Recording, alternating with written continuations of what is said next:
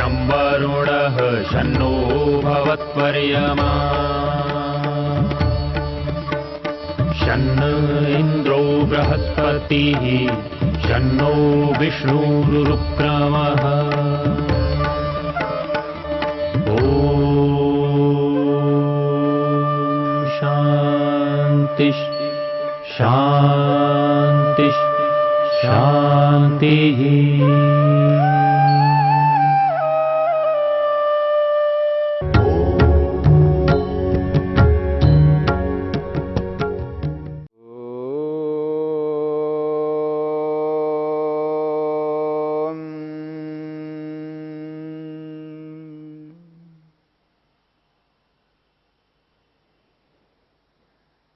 साधन पाद को लेकर के हम विचार कर रहे हैं। साधन पाद के 12वें सूत्र में यह बात स्पष्ट की गई है, यदि क्लेश हैं, क्लेशों की उपस्थिति में जो भी कर्म व्यक्ति करता है तो उसके 2 प्रकार का कर्माशय बनता है, एक पुण्य कर्माशय और एक पाप कर्माशय। क्लेश मूलः कर्माशयो दृष्ट अदृष्ट जन्म वेदनीयः।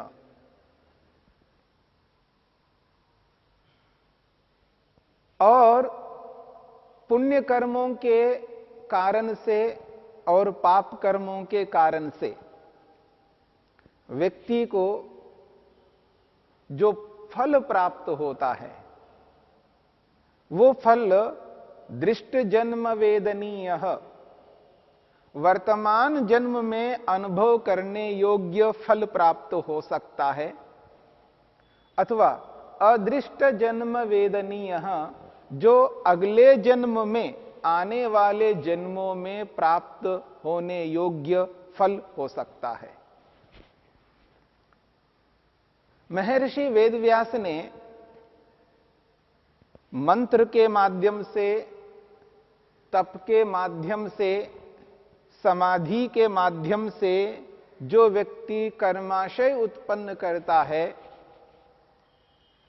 ईश्वर की आराधना, भक्ति, उपासना, इसके माध्यम से जो कर्माशय बनाता है, विद्वानों की सेवा करके, ऋषि महर्षियों के ग्रंथों का अध्ययन करके, संसार के विशिष्ट लोगों की सेवा करके जो कर्माशय बनाता है, वह कर्माशय शीघ्र फल देने वाला होता है। यदि व्यक्ति भयभीत लोगों को और भय उत्पन्न करता है और दुख उत्पन्न करता है, जो पहले से ही रोग से ग्रस्त होकर के दुखी हो रहे हैं, रोगग्रस्त व्यक्तियों को और दुख देने में लगा रहता है, अथवा जो दयनीय हैं, कृपणीय हैं, दया करने योग्य जो बहुत अधिक संसार में दुखी व्यक्ति हैं, उनको दुख और देता है, दया करने के स्थान में और अधिक उन पर दुख बरसाता है। जो विश्वास करने वाले लोगों के प्रति धोखा देता है, जो तपस्वी होते हैं, साधु संत होते हैं, जिनको और अधिक कष्ट देने के लिए उनके साथ गलत व्यवहार किया जाता है, जो साधु संत हैं, वो जो साधु संत हैं जो अपने ध्यान, साधना, भक्ति में लगे हुए हैं, संसार को किसी प्रकार का कष्ट न देकर के संसार को सुख देने के लिए उद्यम यत्न करते हैं, ऐसे लोगों को जो दुख देते हैं, कष्ट देते हैं, ऐसे दुख कष्ट देने वालों का जो कर्माशय, पाप कर्माशय बनता है, वो शीघ्र फल देने वाला होता है। उसके लिए महर्षि वेदव्यास ने दो प्रकार के उदाहरण दिए हैं। जो शीघ्र फल देने वाले पुण्य कर्माशय है, उनके कारण से कैसे वो मनुष्यत्व को त्याग करके देवत्व को प्राप्त होता हुआ नंदीश्वर कुमार का उदाहरण दिया। जहां पाप कर्माशयों को उत्पन्न करने वाले व्यक्ति जो अहंकार से अपने पद, अपने मान का दुरुपयोग करके जो जनता पर अन्याय करने वाला राजा था, राजा नहुष, उसका भी उदाहरण दिया। वो अपने राजापन को त्याग करके वो नीच व्यक्ति बन गया था। तो ये जो पाप कर्माशय और पुण्य कर्माशय, जिनका शीघ्र फल देना कैसा होता है, इसको लेकर के स्पष्ट किया है। अंत में महर्षि वेदव्यास कहते हैं, तत्र नारकानाम नास्ति दृष्ट जन्म वेदनीय कर्माशय, क्षीण क्लेशानाम नास्ति अदृष्ट जन्म वेदनीय कर्माशय। यहां पर उपसंहार करते हुए 12वें सूत्र का उपसंहार करते हुए महर्षि वेदव्यास कहते हैं, वो ये कहते हैं, जो नारकानाम, जो अत्यंत घृणित, अत्यंत दुष्ट कर्म करने वाले लोग हैं, नास्ति दृष्ट जन्म वेदनीय कर्माशय, उनको इस जन्म में फल नहीं मिलता, वर्तमान जन्म में उनको वो फल नहीं मिल सकता। क्योंकि ऐसे घृणित होते हैं, ऐसे दुष्ट कर्म होते हैं, ऐसे अत्यंत पाप कर्म होते हैं, उनको एक जन्म में ही उसका फल मिले, इतना नहीं हो सकता। उनको जन्म जन्मांतरों तक फल मिलेगा। ऐसे घृणित पाप कर्म करने वाले हैं। उदाहरण के लिए, कोई व्यक्ति किसी को मार देता है अन्यायपूर्वक, ऐसे ही मार देता है जैसे गाजर को किसी ने काट दिया हो, ऐसे काट दिया किसी व्यक्ति को, उसको तो दंड मिलेगा, उसको फांसी मिलना चाहिए जो अन्यायपूर्वक इस प्रकार करता है। लेकिन कोई व्यक्ति एक के स्थान पे 2 व्यक्ति को मारता है, 3 व्यक्तियों को मारता है, दर्जनों व्यक्तियों को मारता है, ऐसे व्यक्ति को एक ही जन्म में यदि हम फल देते हैं, तो वो जिनको मारा गया है, जिनके प्रति अन्याय हुआ है, जिन आत्माओं के प्रति जो अत्यंत अनाचार हुआ है, उसका केवल एक जन्म में फल नहीं प्राप्त होना चाहिए। जो व्यक्ति दर्जनों को मार रहा है, कोई कोई ऐसा भी है जो सैकड़ों को मारता है, हजारों को मारने वाला है, ऐसे व्यक्ति को दृष्ट जन्म वेदनीय फल नहीं मिल सकता। इसी जन्म में उसको वो फल नहीं मिलना चाहिए, उसको अगले जन्म में मिलना चाहिए और उसको बार बार मिलना चाहिए। यानी इस जन्म में जितना दुख दिया जा सकता है दिया जाए, और अगले आने वाले जन्मों में भी उसको दुख मिलता ही जाएगा। ये मनुष्य नहीं दे सकता, हम नहीं दे सकते। ये इस शरीर को उत्पन्न करने वाला सृष्टिकर्ता, जो इस संपूर्ण ब्रह्मांड को उत्पन्न किया है, जैसे संपूर्ण ब्रह्मांड को उत्पन्न किया है, वैसा ही इस शरीर को उत्पन्न किया है, जिसके अधिकार में ये पूरा का पूरा ब्रह्मांड है। वो फल देगा, ईश्वर फल देगा ऐसे दुष्ट कर्म करने वाले को, अत्यंत पापी को, जो एक नहीं, 2 नहीं, दर्जनों, सैकड़ों, हजारों लोगों को मारता है। ऐसे दुष्ट कर्म करने वाले व्यक्ति को ईश्वर जन्म जन्मांतरों तक न जाने ऐसे ऐसे फल देता है। उसका दुख अत्यंत क्लेशकारक है। ऐसे दुख को उत्पन्न करना अत्यंत अनिवार्य है, उसके बिना आत्मा को समझ नहीं आ सकता। इसलिए महर्षि वेदव्यास कहना चाहते हैं, जो इस प्रकार के जो अत्यंत घृणित कर्म करते हैं, ऐसे व्यक्ति को केवल एक जन्म में ही फल नहीं मिलेगा, उसको अगले जन्मों में भी मिलता जाएगा। जो मनुष्य इस जन्म में विद्यमान है, उसको इसी जन्म में जाति नहीं दी जा सकती, अर्थात उसका शरीर नहीं बदला जा सकता। जो शरीर जैसा है, उसको उस शरीर में ही जो फल जितना मिल सकता है वो तो मिलेगा ही मिलेगा, लेकिन उसको अगले जन्म में मनुष्य नहीं बनना है। वो घृणित कर्म करने वाले व्यक्ति को इतर योनियों में जाना है, जहां पर केवल परतंत्रता है, वहां स्वतंत्रता नहीं है। और जो परतंत्रता से जितना दुख होता है, उतना दुख कभी भी स्वतंत्रता से नहीं हो सकता।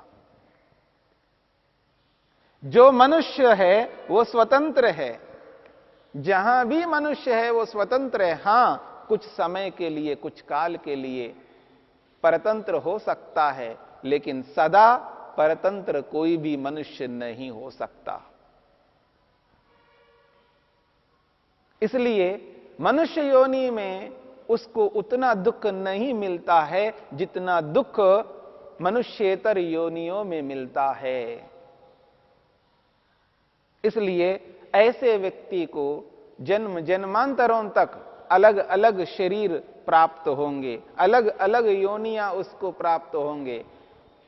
अलग अलग योनियां जब प्राप्त होंगी, तब उन योनियों में वो उस प्रकार का दुख भोगता रहेगा।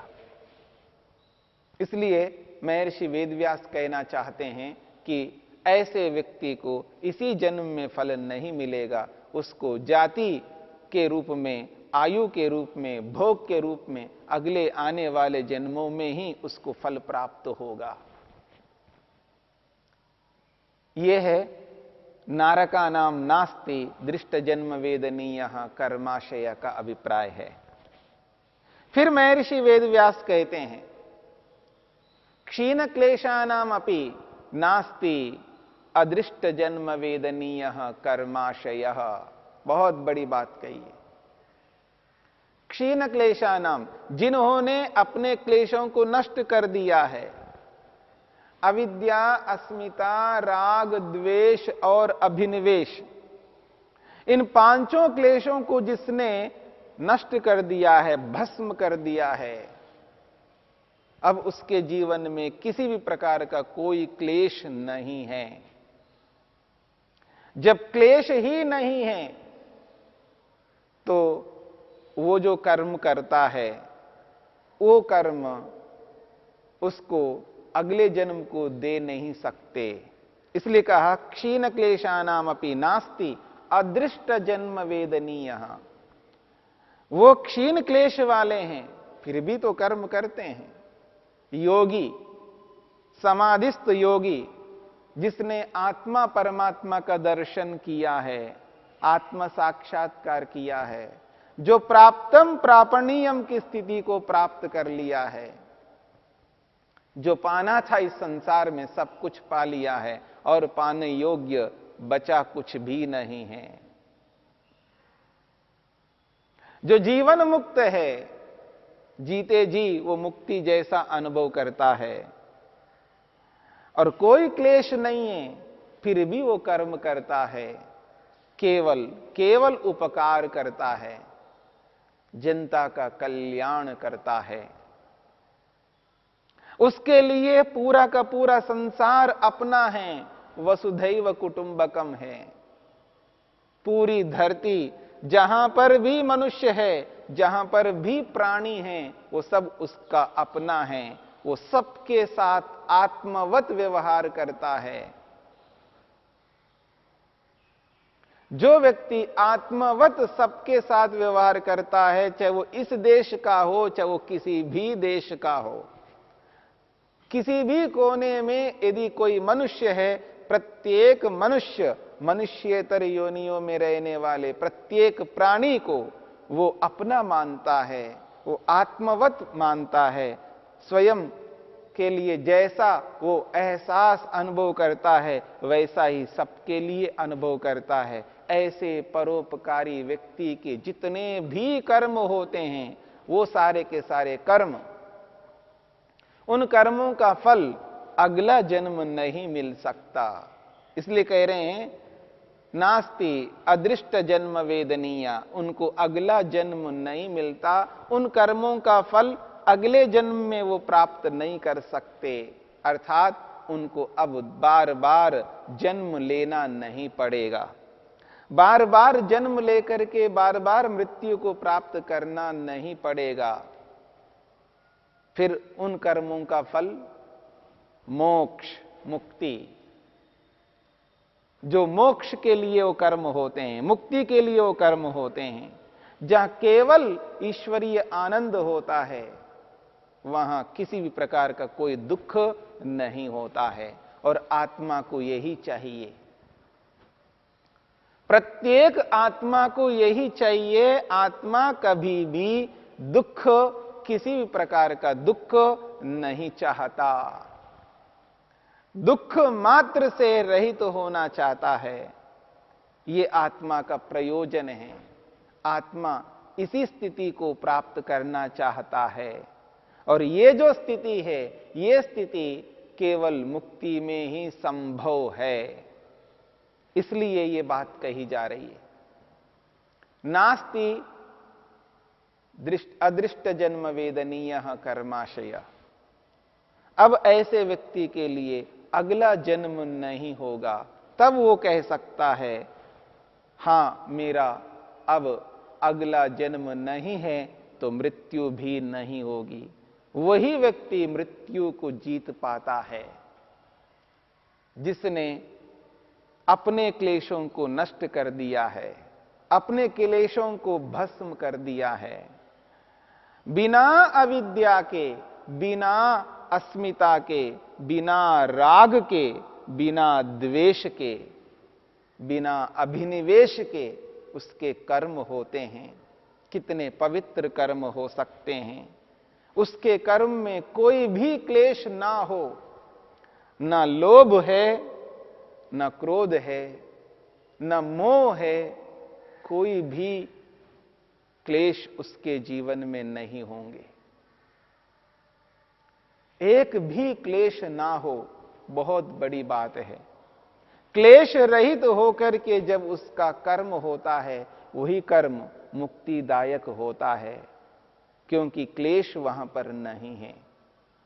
इसलिए ये बात कही जा रही है, नास्ति अदृष्ट जन्म वेदनीय कर्माशय।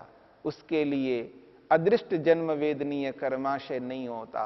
किसके लिए? क्षीण क्लेशानाम, जिसने अपने क्लेशों को क्षीण कर दिया है, नष्ट कर दिया है। इस प्रकार दो स्थितियां बताई गई है। दृष्ट जन्म वेदनीय फल उन क्लिष्ट, अत्यंत घृणित कर्म करने वालों को नहीं प्राप्त होता, और अगला जन्म क्षीण क्लेश वाले योगियों को प्राप्त नहीं होता।